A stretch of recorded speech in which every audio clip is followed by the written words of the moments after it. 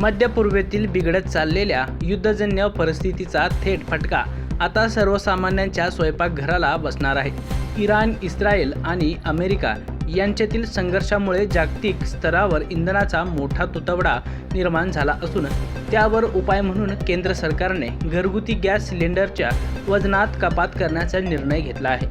आतापर्यंत ग्राहकांना मिळणारा 14.2 किलोचा सिलेंडर यापुढे केवळ 8 ते 10 किलो गॅससह उपलब्ध होणार आहे. सिलेंडरचा आकार तोच असला तरी त्यातील गॅसचे प्रमाण कमी करण्याचे आदेश पेट्रोलियम कंपन्यांना देण्यात आले आहेत.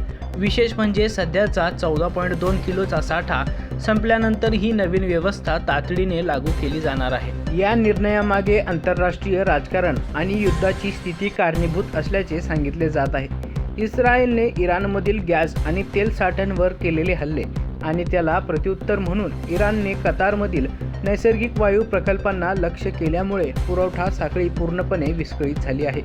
या सुविधा पूर्ववत होण्यासाठी मोठा कालावधी लागण्याची शक्यता असल्याने आगामी काळात गॅसची तीव्र टंचाई भासू शकते. हीच संभाव्य अडचण लक्षात घेऊन उपलब्ध साठा सर्वांना मिळावा यासाठी सरकारने वजनात घट करण्याचा पर्याय निवडला आहे. यामुळे गॅस सिलेंडर पूर्वीपेक्षा कमी दिवस पुरणार असून गृहिणींचे बजेट विस्कळीत होण्याची भीती व्यक्त होत आहे. एकीकडे घरगुती वापरासाठी कपात केली जात असताना दुसरीकडे महाराष्ट्र सरकारने व्यावसायिक क्षेत्रासाठी दिलासादायक पाऊल उचलले आहे. राज्यातील हॉटेल व्यावसायिक आणि अन्न प्रक्रिया उद्योगांना होणाऱ्या गॅस पुरवठ्यात 20% वाढ करण्याचा निर्णय राज्य सरकारने घेतला आहे. यामुळे ढाबे आणि हॉटेल्सवर ओढवलेले संकट काही प्रमाणात दूर होणार आहे. दरम्यान घरगुती सिलेंडरचे वजन कमी झाल्यामुळे त्याच्या किमतीत नेमकी किती घट होणार याबाबत अद्याप अधिकृत स्पष्टीकरण आलेले नाही.